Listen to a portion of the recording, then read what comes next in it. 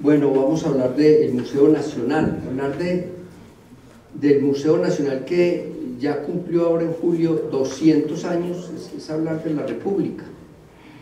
3 años después de 1819, Simón Bolívar y Santander estuvo en la fundación del Museo Nacional, pero bueno, nació la idea de ahí, o sea que esto es patria, y cuando uno habla de un museo está hablando de la memoria de un país, de la memoria de los ciudadanos, de la memoria, la identidad de quiénes somos.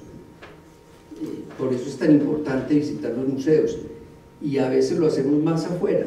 No sé por qué en Colombia conocemos divinamente los museos, y cuando hacemos una agenda de viajes siempre programamos la visita a muchos museos, 3, 4, 5 museos, y aquí tenemos unos museos de primera categoría, como el Museo Nacional.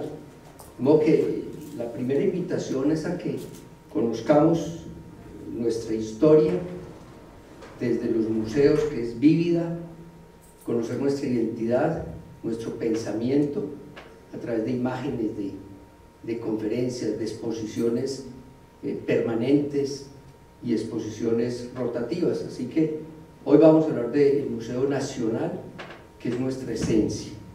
Y qué bueno tener acá un par de historiadores de primera categoría. Y yo me voy a permitir decirte, Elvira, mi amiga Elvira, que hemos trajinado en estas lides de los museos por el mundo, aquí en Colombia y fuera, de modo que de verdad es un gusto enorme presentarte aquí en el museo y tener contigo y con William este conversatorio. Elvira Cuervo de Jaramillo es política y diplomática bogotana, miembro de la Cámara de Representantes, elegida en 1986, y vicepresidenta de la Comisión de Asuntos Constitucionales, diputada y vicepresidenta de la Asamblea Departamental de Cundinamarca, coordinadora nacional de una de las campañas presidenciales del candidato conservador Álvaro Gómez Hurtado. En el ámbito cultural fue vicepresidenta y directora del Museo del Chicó, embajadora representante de Colombia ante las Naciones Unidas, secretaria de Educación de Cundinamarca, directora de Bienestar Social del Distrito, presidenta de la Sociedad de Mejoras y Ornato de Bogotá, miembro de la Junta Directiva de la Corporación Minuto de Dios, ministra de Cultura de Colombia, 2006-2007, miembro fundadora de la Fundación Festival Internacional de Historia, y bueno, ha tenido la Gran Cruz en el grado de Gran Cruz, le dieron el mérito cívico en la ciudad de Santa Fe, comendador de la República de Bolivia, Estrella Polar de Suecia, innumerables premios. Entonces Elvira, que también fue directora del Museo Nacional, y que aquí tenemos a William Alfonso López Rosas, que es el actual director del Museo Nacional de Colombia. Y ahora que hablábamos entre telones decía Elvira, de los cargos más importantes que he hecho en mi vida es ser directora del museo, y hoy lo ratificamos con William, que ese tema cultural, tú que eres parte del arte y eres profesional en esa área, pues manejar el Museo Nacional es un orgullo y es un gusto, y tener una persona de las capacidades tuyas frente al museo es maravilloso. Gracias, Carlos.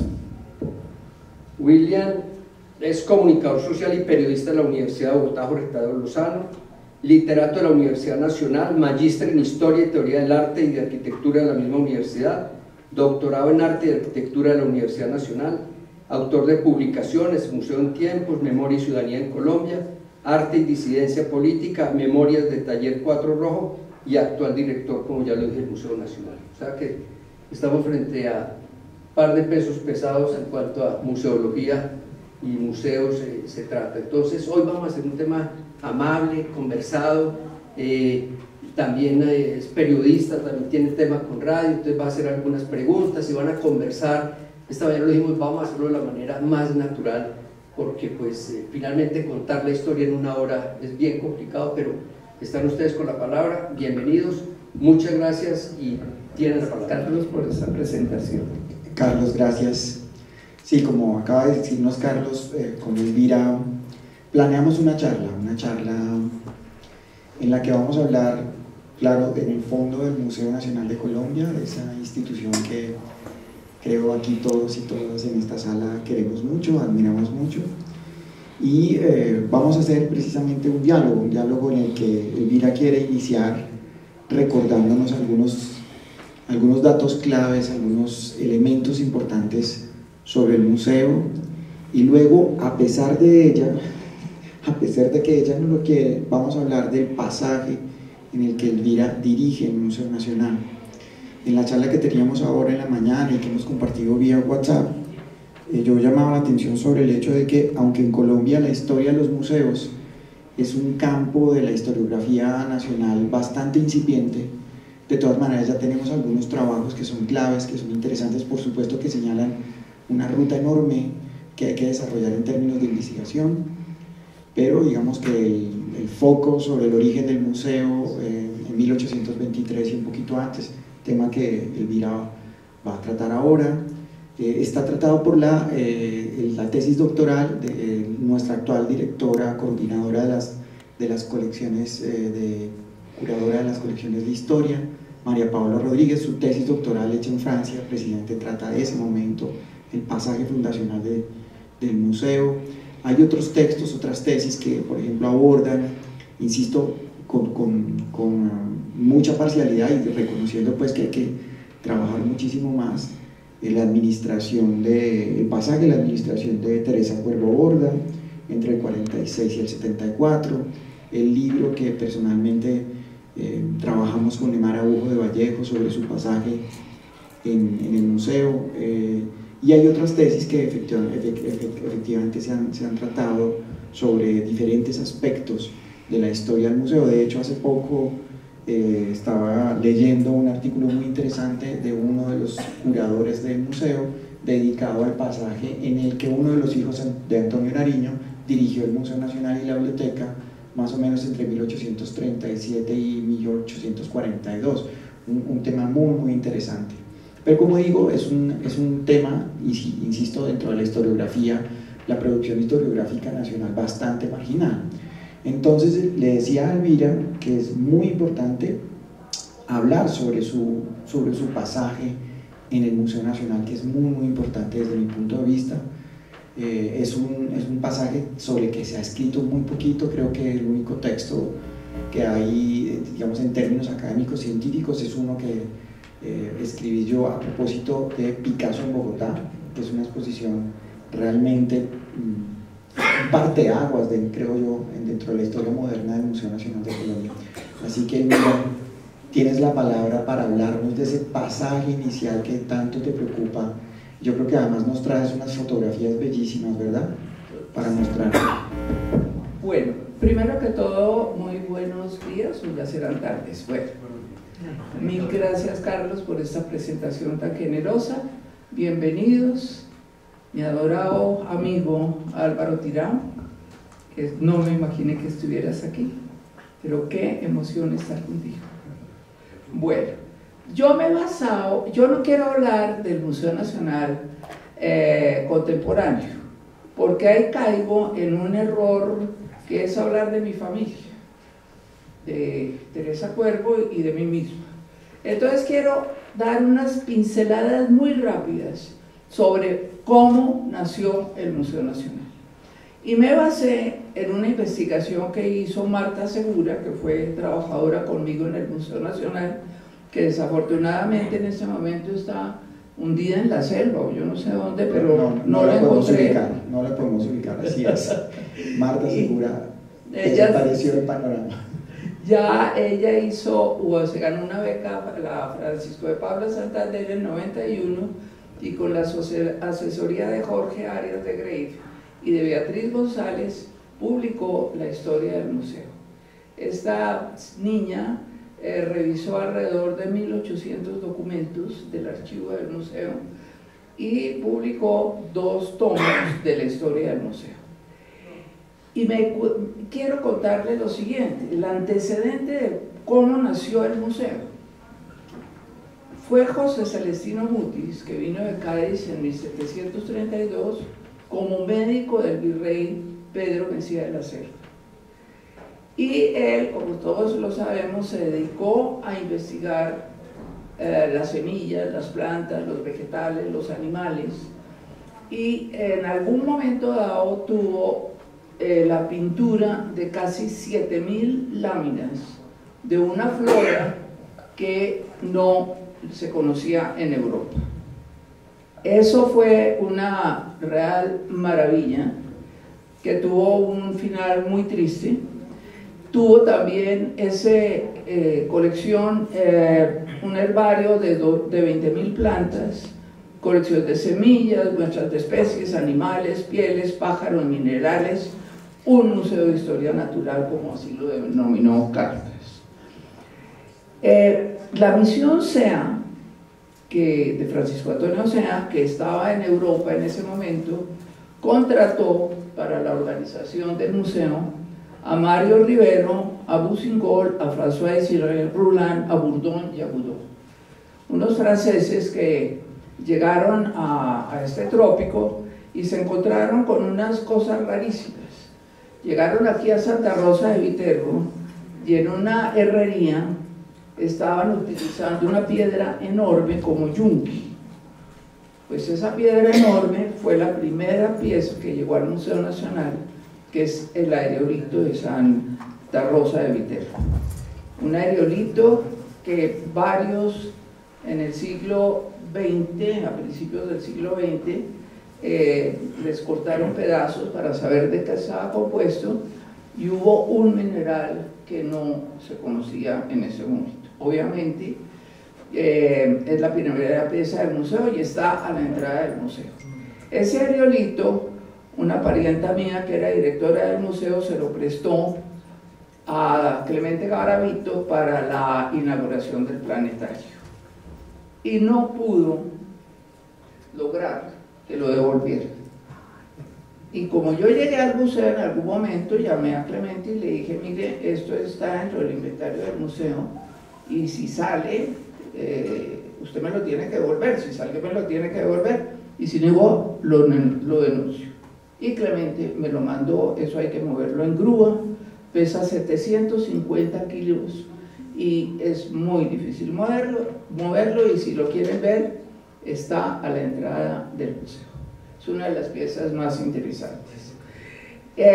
Bueno, aquí tenemos también, para el final, unas fotos sacadas de ese libro de Marta Segura, que hablan no solamente sobre cómo era el museo antes, cuando era cárcel, el panóptico, y hablan también de la restauración y de todo lo que se ha hecho.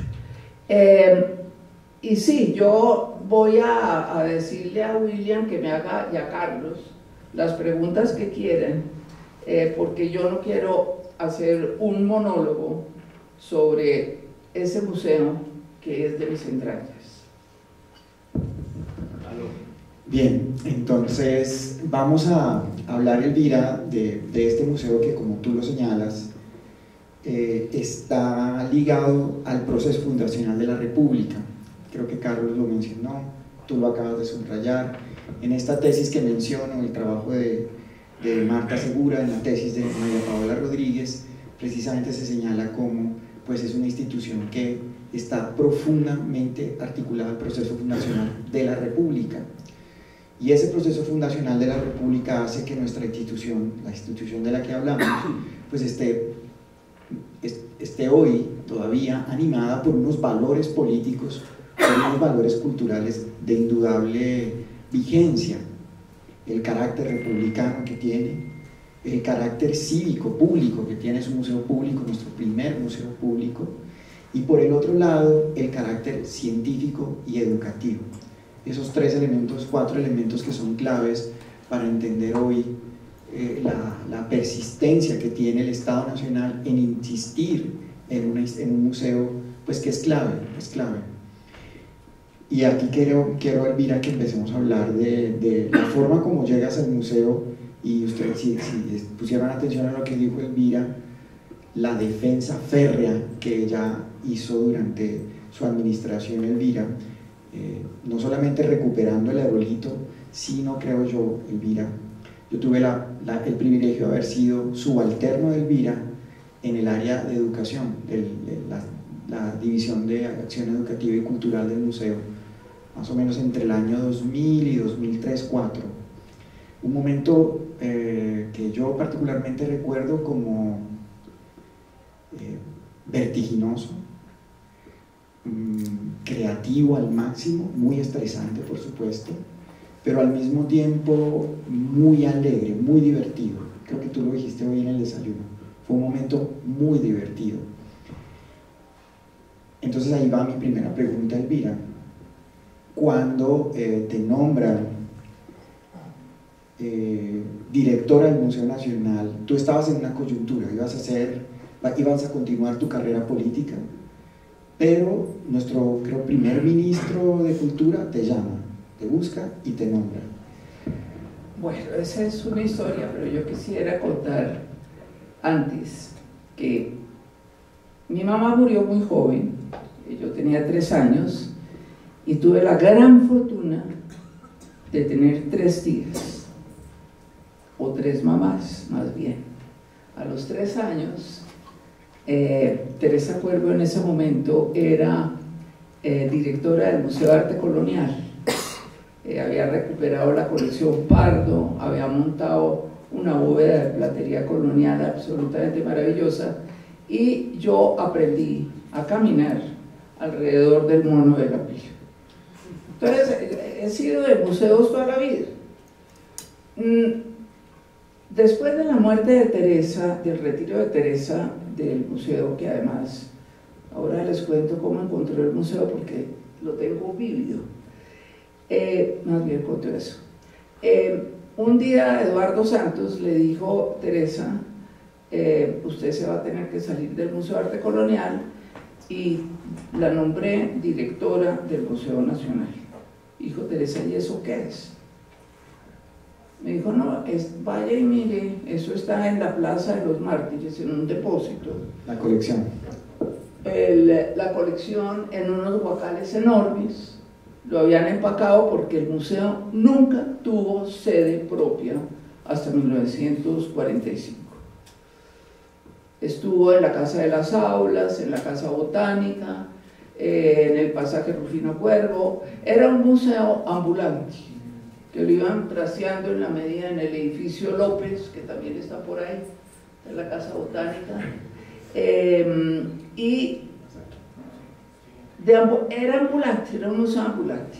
Y Eduardo Santos le dijo a Teresa: usted me hace el favor, ese es el aerolito, ahí, paremos ahí. Y Teresa le aceptó, por supuesto, y dijo: ¿dónde está el museo? Eran esos guacales enormes, y búsquele sitio.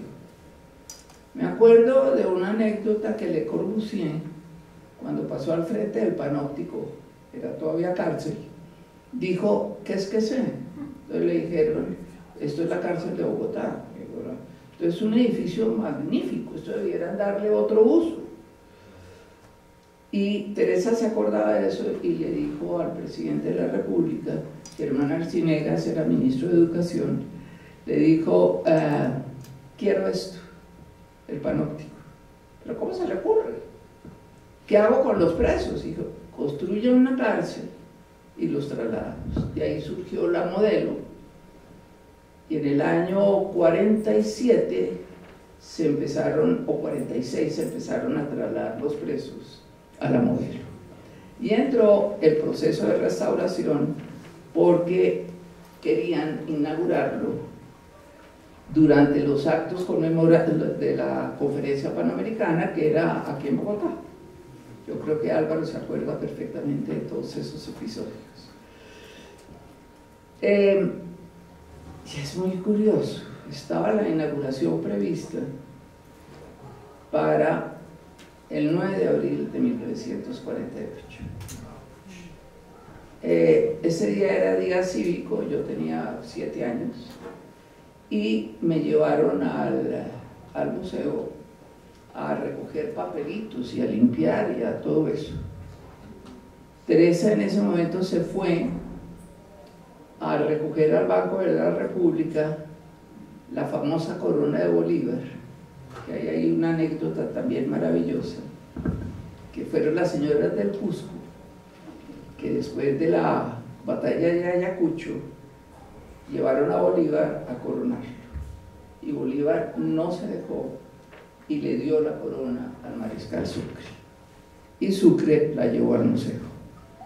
Esa fue una linda, digamos, una acción del libertador Simón Bolívar, porque el verdadero héroe de Ayacucho sí fue indudablemente el mariscal Sucre.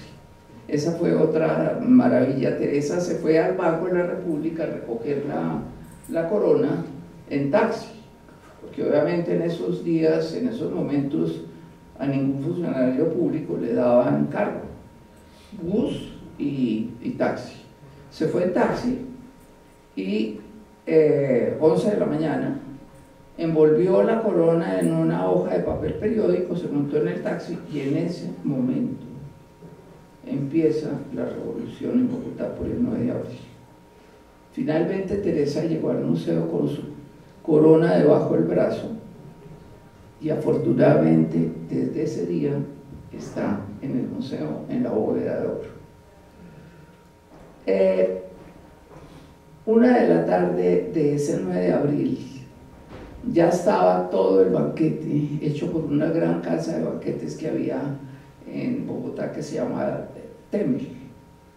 Yo me acuerdo ahí sobre las galerías, toda la comida ya lista, 3, 4, 5 de la tarde, y aquello, el cielo de Bogotá completamente rojo por los incendios, y en ese momento mi papá subió y le dijo: Teresa, hay que cerrar el museo porque mataron a Gaitán. Y evidentemente se desocupó el museo, salieron todos los obreros, la gente que estaba montando, y nos quedamos solos ahí en el museo, con las 2 arcadas de lado y lado sin reja porque no se habían podido poner. Pero no importó, nos quedamos ahí un poco inconscientemente cuando vemos que se viene toda la turba de gente a atacar el museo, creyendo que era todavía la cárcel de Bogotá.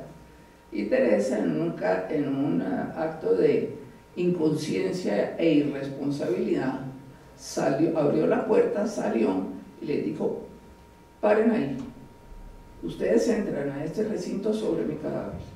Esto ya no es la cárcel, esto lo que guarda es la historia de todos ustedes. Dieron media vuelta, quemaron todas las banderas, eso sí, volvieron las astas como un espagueti y se fueron. Pero eso fue un acto de valentía de Teresa muy grande, salvó el museo. Y obviamente pues no se pudo inaugurar, estaban invitados todos los miembros de la Conferencia Panamericana y lo inauguró un mes después, ya no el presidente Ospina Pérez, sino Eduardo Zuleta Ángel como ministro de Relaciones. Esa es una historia muy linda porque desde ahí llegó el gran cariño mío por el museo, de ver todo lo que había, por ejemplo, el estandarte de Pizarro, traído también por Sucre. Es una bandera que estaba medio destruida, pero fue con la bandera que Pizarro conquistó el Perú. Bueno, hay tanta cosa que conocimos durante esos momentos de la historia que seguramente fueron los que me dieron a mí pie para encantarme la historia. Bueno, Teresa salió ya muy enferma, sobre todo de los ojos, hizo todo el catálogo del museo, lo publicó, está publicado, y vinieron varios directores hasta 1991 que me habían nombrado a mí secretaria de gobierno de Cundinamarca, y aparece por teléfono un señor con acento mexicano: Elvira, quiero hablar con usted, ¿me regala un café? Le dije: perfecto. Lo acaban de nombrar a Ramiro Osorio director de Colcultura, y todo el mundo le había dicho que la persona que debía manejar el Museo Nacional era yo. Bueno, para mí fue la sorpresa más grata que he tenido en la vida, nunca me imaginé. Y le dije: miren, a mí no me van a nombrar doctor Ramiro, porque era el gobierno de Gaviria. 1, soy conservadora, soy mujer, soy mayor de 45 años y él no nombra sino gente joven. No me va a nombrar. Y el presidente Gaviria dijo, Elvira Cuervo se va a cargar. Y allá duré 15 años. Cuando llegas al museo, el museo había pasado por varias direcciones. Inmediatamente después de Teresa sigue Emma Araujo. Emma hace una intervención muy fuerte en el museo, moderniza la exposición permanente, sistematiza todo el trabajo que había hecho Teresa en términos de la colección. Tú dijiste, realiza la publicación de un catálogo, aúna alrededor suyo a varios intelectuales y artistas, entre ellas Beatriz González siendo muy joven, Eduardo Serrano, otros, una gran cantidad de historiadores, y sale en el 82. De ahí en adelante siguen una serie de personas, ¿sí? Olga Pisano, por ejemplo, otros directores, Alfonso Hans, otros directores que realizan, digamos, administraciones relativamente cortas, que de todas maneras van vulnerando el museo, ¿verdad? Cuando tú recoges y recibes el museo, lo encuentras en un estado complejo, ¿verdad? Muy complejo. Muy complejo, ¿verdad? Y inicias, Elvira, un proceso que es muy importante, que lleva hoy al Museo Nacional de Colombia, 2, 3 décadas después, a tener, digamos, a pesar de lo vulnerado que yo lo encontré, a ser una institución de todas maneras muy robusta en términos de su capacidad curatorial, en términos del crecimiento de sus colecciones, en términos de la arquitectura organizacional que tú renovaste. Entonces, primera tarea, es decir, primeras tareas que te propusiste cuando llegaste al museo, ¿cuáles fueron? No, Ramiro se arrepintió de haberme nombrado y yo de haber aceptado, porque entramos sobre las aguas negras de los colegios, entraban por el piso del museo. Los niños les recomendaban que fueran con botas de caucho y había unas tablas ahí para que uno no tuviera que pisar el agua negra, el olor nauseabundo. Era de verdad ponerse a llorar el Museo Nacional. Entonces lo primero que hice, sin permiso de Ramiro, porque él me dijo, haz lo que quieras y no me preguntes. Entonces pues no le pregunté. Me fui para donde José Antonio Campo, que acaba de salir del Ministerio de Hacienda, era director de planeación, y le dije, doctor Ocampo, usted no sabe cómo está el Museo Nacional de Colombia. Eso es una porquería. Dijo Elvira, le creo. ¿Cuánto quiere? Y le dije, deme 7.000 millones para restaurarlo, de esa época, del 92, y 3.000 para iniciar el proceso de ampliación. Esos 3.000, como supondrán, se perdieron, porque nadie inició el proceso de restauración, de compra de los lotes de atrás de los colegios, y ahí están todavía y no se ha podido ampliar el museo, y el 92% de la colección está guardada. Bueno, el hecho es que me da la plata José Antonio Campo, le llega a Ramiro eso para el presupuesto del Ministerio de la Cultura, daba alarido, le decía, ¿usted cómo hizo? Pues le dije, no sé, José Antonio le pareció como bien y nos dio la plata. Empezamos el proceso de restauración que duró como 4 años. Tal vez un poquito más, Elvira, porque, sí, porque tal vez el año 2000 ya se estaba haciendo el proceso de apertura de la exposición y se estaban terminando las últimas 8 años duramos. Sí, las últimas adecuaciones en varios detalles importantes de la infraestructura del museo, pero esa intervención pues va a ser muy importante, estimados amigos y amigas, para llevar hoy al Museo Nacional de Colombia, porque sin esa actualización arquitectónica, sin esa intervención, pues el museo realmente se habría caído. Sí.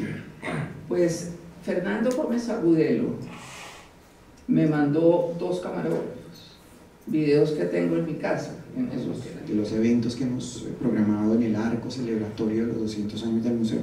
Pero decía, son 10 meses vertiginosos, 10 meses difíciles, complejos, y al mismo tiempo muy apasionantes, muy apasionantes. Yo encontré al museo muy vulnerable y muy vulnerado, ¿sí?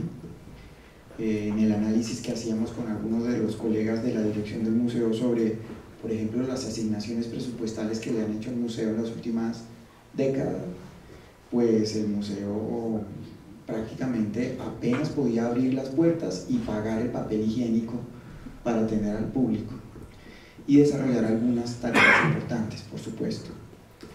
La ministra Patricia Ariza nos asignó al principio de este año, al principio de la negociación, unos 8.500 millones de pesos, que era, digamos, la media presupuestal. Yo le expliqué, ministra, usted me pide que cambie al museo, que lo transforme en coherencia con lo que nos propone el presidente Petro, pero con 8.500 millones de pesos pago la nómina y algunas otras cosas, pero las grandes dificultades con las que encontré el museo, pues no las puedo transformar. Sobre todo, ya en ese momento, digamos, el primer mes y medio, logramos además evidenciar problemas complejos de la infraestructura del museo, del edificio del museo. El ala occidental de la sala de exposiciones temporales tiene un muro falso hace aproximadamente unos 6-7 años que recorta la sala con unos 50 centímetros, pero que cubre un problema gravísimo de humedad de ese muro. El problema de humedad es complejo porque pues, la intervención última que se realizó fue hace 2 décadas y el problema de mantener un edificio histórico pues, es complejo. Adicionalmente las baterías de baño están complejas, pues estamos en un estado muy lamentable, y bueno, los problemas también de desactualización de su capacidad científica y los problemas de reservas. Elvira ya lo señaló, más o menos el 92% de las colecciones del museo están guardadas, y adicionalmente el museo, aunque muchas personas no lo saben, guarda parte importante de las colecciones del Instituto Colombiano de Antropología e Historia. Por el otro lado, encontré muy vulnerados los museos del Ministerio de Cultura que están a cargo del Museo Nacional. Yo no lo sabía, no tenía claridad sobre ese elemento, pero en la reforma que promovió la ministra Mariana Garcés, los museos del Ministerio de Cultura sufrieron una gravísima reforma, porque dejaron de ser museos propiamente dichos en la arquitectura organizacional del ministerio y pasaron a ser grupos de trabajo del Museo Nacional de Colombia. ¿Qué quiere decir eso? Que en la práctica yo soy director no del Museo Nacional, sino de la totalidad de los 16 museos del ministerio.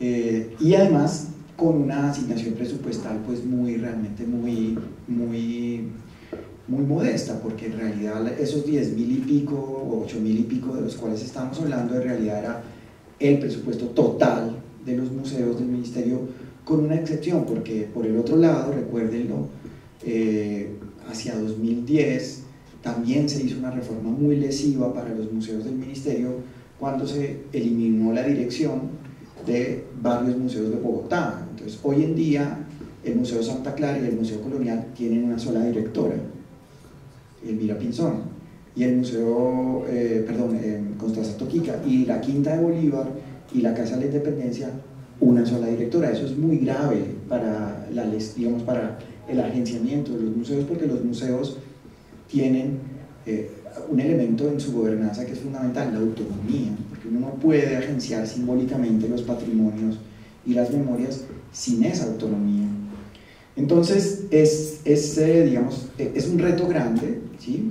La ministra en nuestra conversación nos asignó 2.000 millones más, 2.000 millones más, que además, que por el otro lado pues no eran lo suficiente, porque por el otro lado, dentro de ese pequeño ecosistema museológico del Ministerio de Cultura está el espacio Fragmentos, una obra fundamental de la artista Dolly Salcedo. En territorio, pues encontramos los museos en estados muy lamentables. La Casa Núñez, por ejemplo, en Cartagena, tiene problemas gravísimos estructurales, se inunda. Ustedes no se imaginan las imágenes que yo he recibido, las angustias gravísimas, que en la última ola invernal el museo tuvo una inundación de casi 60 centímetros. Lo mismo sucede con los museos en Ocaña, los 2 museos que tenemos en Ocaña, los problemas gravísimos de de la cubierta en el Museo de la Casa Natal del General Santander en Villa de Rosario. Lo mismo ocurre con el Museo Honda, dedicado a la memoria de Alfonso López Pumarejo, los dos museos de Popayán, los dos dedicados a la familia Valencia, a Guillermo Valencia y a Guillermo León Valencia, con problemas muy graves infraestructurales. Nuestro museo aquí en Villa de Leyva también con problemas graves, sobre todo un camión golpeó gravísimamente el balcón de la casa, y pues yo sé que estoy absolutamente convencido de que es un museo clave para la memoria colectiva de Villa de Leyva, ¿verdad? Aquí tenemos a su directora, a Victoria Portela, y en los últimos 10 meses me he dedicado muy fuertemente a gestionar con la sección de infraestructura, la sección de patrimonio y la administrativa, los dineros para que podamos intervenir y solucionar esos problemas, porque ¿cómo haces gestión museológica contemporánea cuando tienes problemas tan graves? El Museo Nacional, el panóptico, tiene también unos problemas graves de humedad en el ala oriental. Ahí, digamos, la cimentación de estos grandes patios que hay detrás ha causado graves problemas de filtración, entonces tenemos ahí graves problemas también.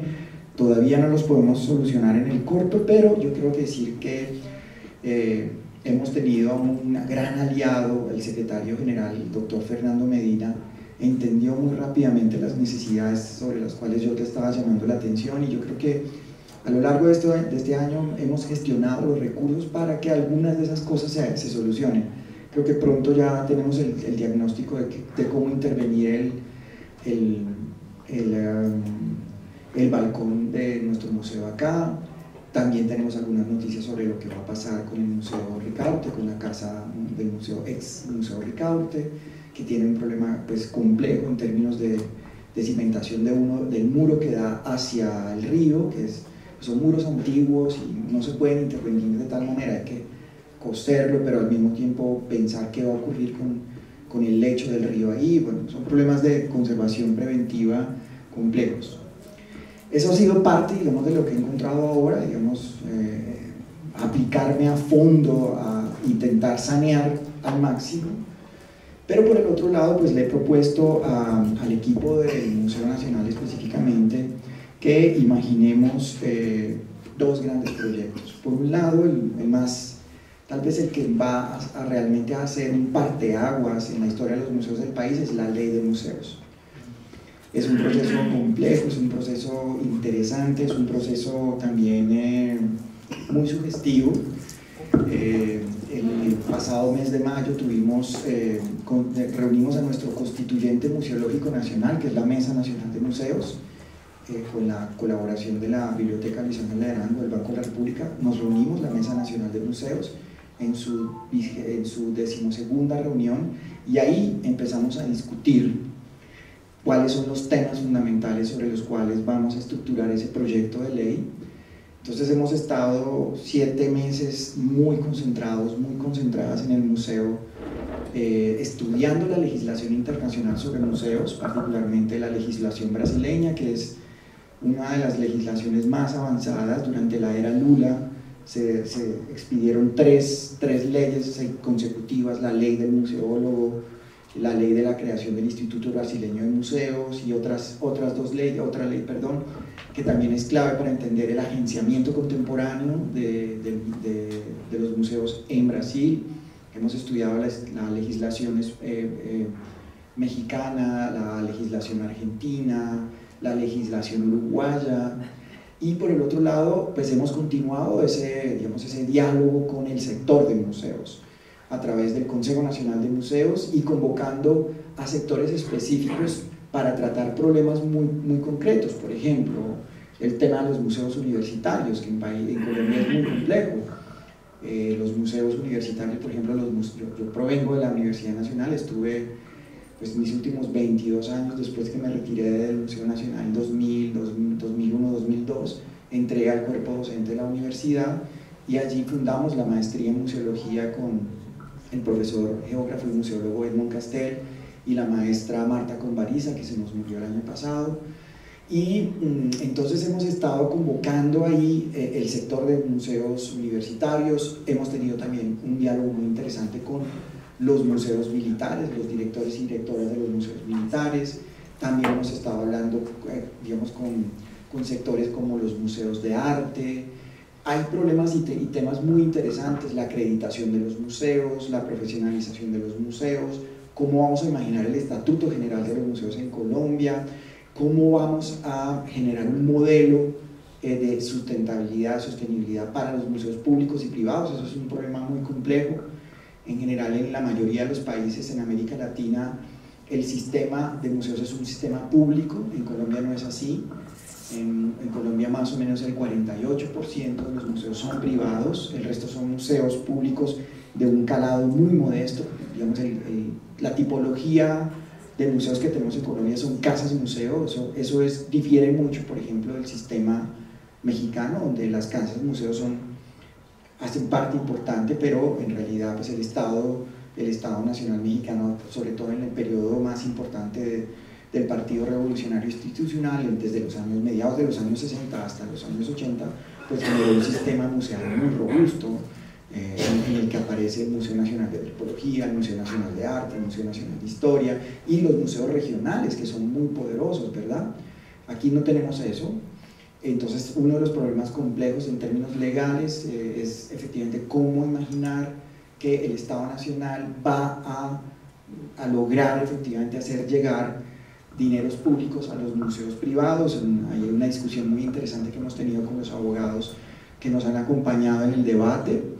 Yo les he propuesto: pensemos que digamos que las colecciones de los museos, sean públicas o privadas, tienen un estatuto jurídico muy particular, son bienes públicos o bienes comunes, y bueno, ahí hay unos problemas jurídicos interesantes, como no tocar, por ejemplo, el régimen de propiedad privado. Bueno, hay una gran cantidad de problemas técnicos, jurídicos, que son claves, pero hemos avanzado muy grandemente. Creo que tenemos ya una primera definición del museo en Colombia, que mezcla la definición de museos que recientemente se acordó en Praga, en el Comité Internacional, el Consejo Internacional de Museos, y se suman elementos muy importantes de definiciones del museo que son claves y son caros, digamos, a la museología contemporánea, como la definición de museos de la Mesa Redonda de Santiago, que es una definición casi militante del museo en torno al trabajo con comunidades, al trabajo de democratización, al agenciamiento público del patrimonio.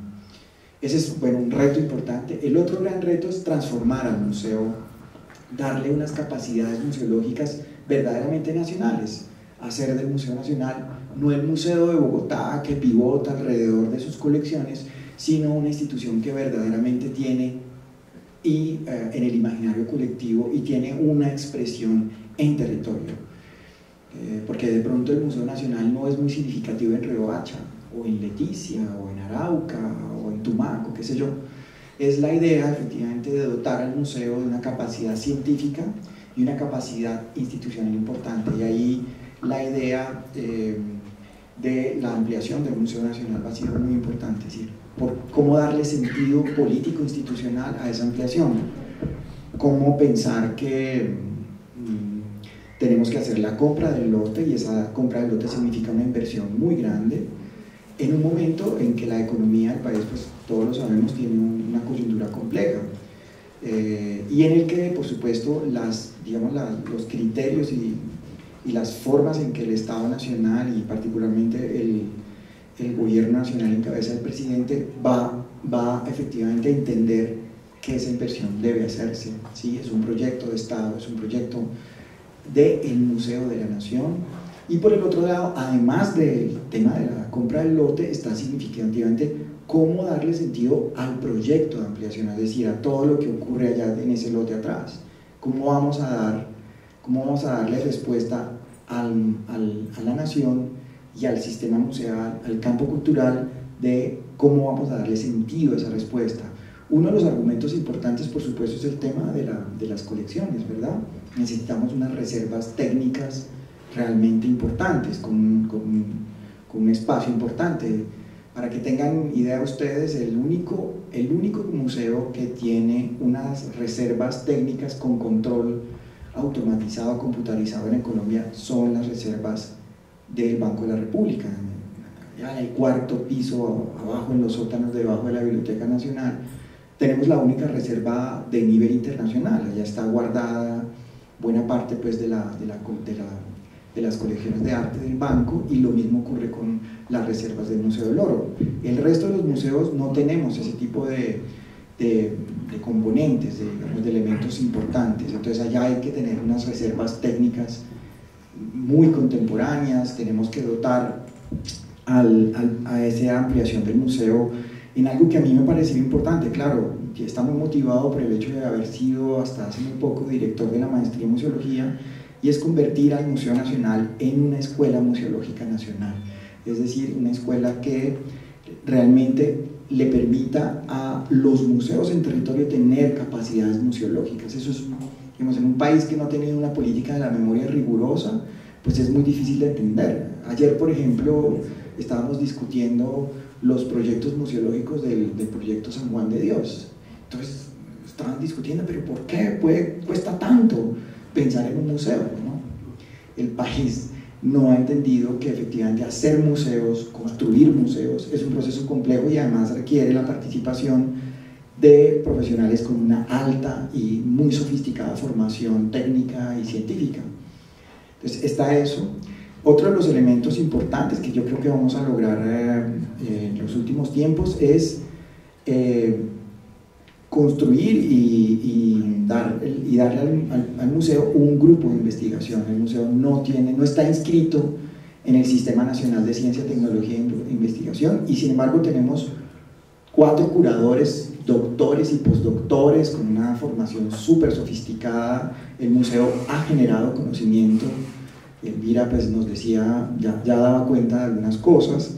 El museo ha producido conocimiento en las últimas 3 o 4 décadas muy importantes, en conocimiento de las colecciones, en conocimiento de exposiciones muy importantes, y ha generado, a pesar de todas las críticas del movimiento social, una muy sistemática apertura en la representación simbólica de la nación. Eso es clave. Creo que desde la administración de Elvira, la Constitución del 91 se convirtió en un horizonte político innegociable para pensar cómo construir el Museo Nacional y que verdaderamente responda a esos grandes procesos de silenciamiento y de exclusión simbólica que tiene el país en otros niveles, ¿verdad? Entonces, ampliar las posibilidades de las colecciones del museo, de que el museo efectivamente pueda, por ejemplo, contarnos la historia de la música en Colombia. El museo no tiene una historia, no tiene una colección de música, no tiene una colección de moda, por ejemplo, para decir 2 temas que de pronto pueden parecer un poquito, digamos, leves, pero tampoco tiene una colección importante sobre el movimiento social, tampoco tiene una colección importante sobre el deporte. La única exposición que ha hecho el museo en los últimos tiempos fue una exposición sobre la historia del fútbol en Colombia, y resultó tremendamente difícil de hacer porque no teníamos los acervos de esas prácticas, ¿verdad? Entonces el museo tiene unos retos muy grandes, y por el otro lado pues necesita también hacer mucho más sofisticado, mucho más complejo todo el equipo digamos, de conservación, de restauración, de registro y de las propias curadurías. En los últimos 15 años el museo ha pasado a tener 2 departamentos de curaduría. Uno de ellos lo dirigía en tiempos de Elvira la maestra Beatriz González, el departamento de Historia y Arte, y el otro lo dirigía Margarita Reyes, una antropóloga museóloga que dirigía el departamento de Arqueología y Etnografía en conjunto con el ICANN. Hoy el museo tiene 4 curadurías: Arte, Historia, Arqueología y Etnología, y están dirigidos por museólogos y doctores muy importantes, pero por ejemplo, para darles un dato, ninguna de esas personas pertenece a la planta del Ministerio de Cultura, son contratistas. Son 4 doctores de verdad de muy alta cualificación científica que tienen circulación en los grupos internacionales de cada uno de esos tipos, y tienen una red internacional muy importante, pero el museo tiene, por ejemplo, el museo en términos de su planta docente no es el museo más grande del país, tal vez el museo más grande es el Parque Explora, un museo interactivo que tiene aproximadamente unos 300 empleados de planta y unos 120 contratistas. Ese es el museo más grande del país y en términos internacionales es un museo medianito. Y los grandes museos, Mira lo sabe, como el Museo del Prado tienen 2.000 empleados de planta, o el Museo del Louvre 6.000 empleados de planta, y son, claro, museos que uno podría decir que son museos que pertenecen a una museología imperial y que se hacen cargo de colecciones muy importantes. Y nuestro museo tiene 5 empleados de planta del equipo directivo, entre los cuales estoy yo, pero sí, claro, así es, 5 empleados de planta del equipo directivo y más o menos unos 12 o 13 de nivel secretarial. El resto son contratistas, ¿sí? Y así ocurre, digamos, si uno piensa en todo el ecosistema de museos del Ministerio de Cultura, ¿sí? Son 16 museos, cada uno de esos museos tiene aproximadamente un equipo de 4 personas que operan los museos en territorio, y todos son contratistas, ¿sí? Entonces, ahí está, digamos, uno de los elementos y de los grandes retos que tenemos hoy para que efectivamente la sociedad colombiana entienda qué significa tener museos, por qué es tan importante ese debate sobre ley de museos. Son los retos claves. Yo creo, para finalizar la pregunta compleja que me hiciste, en este momento la coyuntura que tenemos yo creo que es muy sugestiva. Nuestro nuevo ministro de Cultura, David Correa, es un hombre lúcido, es un hombre sereno y además es un hombre que comprende, que tiene una mirada compleja de todo el campo cultural, y de entrada ha sido muy receptivo al diálogo que le hemos planteado desde el Museo Nacional. Por ejemplo, ha entendido muy bien todo el proceso complejo de la compra del lote y de la ampliación del museo, y de una ha entendido y nos ha apoyado en lo que hemos planteado.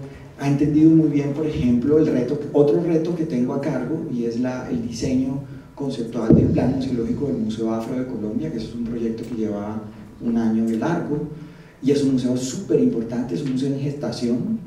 Entendió que hay un frente muy importante y que necesitamos dinero para seguir conceptualizando un museo, pues, que es clave para entender digamos, lo que se llama justicia epistémica en términos de las ciencias sociales hoy. Pues, doctor William, nos deja un poco pensativos en lo que viene, pero no por el gran reto. Hay muchas esperanzas, Lo iba a decir, pero no. Yo tengo un panorama positivo, es complejo, pero es positivo. La esencia del ser humano está en la cultura, volvamos a traer colecciones importantes, como las que llegaron al país, volver a hacer, porque el Museo Nacional es un referente, de modo que tiene un reto en estos momentos donde un solaz es volver a pensar en cultura, en música, en arte, en poesía, en estas cosas que necesitamos, de modo que sabemos que está en buenas manos el Museo Nacional, y gracias, muchos éxitos, porque el reto es grande por todos los sentidos. A Elvira, agradecerle enormemente, porque pues vinculó al Ministerio de Cultura. Para nosotros es muy importante que el Ministerio de Cultura haga presencia, porque significa que realmente hay interés por los temas culturales, que también hay una preocupación. Ahora, una caja de música, oír uno la historia del país de primera mano es realmente casi que escalofriante. Mira, oír lo que pasó el 9 de abril, cómo salió tu tía allí, y todo lo que pasó, es una bendición, de verdad, es un privilegio tener a Elvira con nosotros contándonos lo que es la historia de Colombia de primera mano, igual como lo hizo el doctor Álvaro ayer, de primera mano oír la historia de los años 60, de los años 70, de cómo realmente en estos últimos años este país ha evolucionado, y queremos seguir creyendo y creciendo en eso, doctor William. Mire, vamos a dejar 10 minuticos máximo para un par de preguntas de público. Yo quisiera una puña. Listo, termina. Para William. Si yo no hubiera tenido el apoyo del sector privado, no hubiera podido hacer ni siquiera una exposición de estampillas. El sector privado se movió a apoyar al museo en Antioquia, en la costa, en todas las regiones de Colombia nos apoyaron. El grupo, ¿cómo se llama? El grupo antioqueño, cuando yo iba me daban platica. Acuérdense que me tocó hacer el Congreso de la Lengua con los reyes de España, que allá me apoyaron, y en Barranquilla también, y en el sector privado, aun cuando no es muy aceptado en estos momentos, es importantísimo. Por el otro lado, y para finalizar mi intervención y no vuelvo a hablar, hay una cosa que hicimos después de varios años de investigación, que fue comprar las colecciones, el sistema, el programa de registro de colecciones, y logrando registrar las colecciones de los museos que teníamos conocimiento, con fotografía en el computador, con todo, para que no se pierdan las colecciones en los museos. Muy bien. Y ya bueno, vamos a 3 preguntas. Yo quería hacer otra. Nos queda pendiente la de por qué no tenemos un gran museo de historia natural. Sí está respetando lo que hay en la Universidad Nacional, pero va uno a México y ve ese museo de historia natural tan hermoso y realmente aquí algo nos ha faltado, pero eso es tema de otra conversación. Vamos a dar la palabra entonces a 1 Rafael, 2 a Mariela y 3 aquí al señor, y vamos a ver cómo nos va. Nos quedan 10 minuticos porque vamos a respetar los tiempos. Entonces, bueno, aquí en línea con las anécdotas de Pira, me acordé de una. ¿Sí se necesita micrófono? Sí. Me acordé de una anécdota que no sé si sea un buen recuerdo para ti o no, de una adquisición que hiciste para el museo. Por hecho, creo que ni siquiera fue adquisición, fue intento, o de pronto ni siquiera intento, sino manifestación de la toalla que usaba Tiro Fijo, Iván Marulanda. Eso fue, recuerdo que fue una controversia nacional. Y hago solo la referencia a la anécdota más la implicación que tiene eso, de qué es lo que debe contener un museo. Muchas veces no es lo que uno quiere, sino lo que realmente refleja la historia del país. Pues yo me sostengo todavía en la necesidad de haber tenido eso, porque de ahí nació una nueva violencia que tenemos en Colombia con Tiro Fijo. Eso no había nada que hacer, y yo sí quería tener la toalla esa que se ponía aquí encima para tenerla guardada y en algún momento poderla exhibir, pero me cayó el mundo entero encima, y entonces dije, olvidémonos del asunto.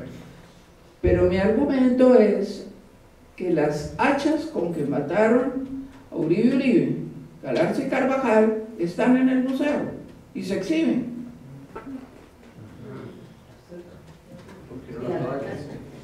¿Por qué no la toalla? Bueno, es que los patrimonios problemáticos deben entrar al museo. Los museos en la museología contemporánea son lugares seguros para hablar de cosas difíciles. Mariela, Sí.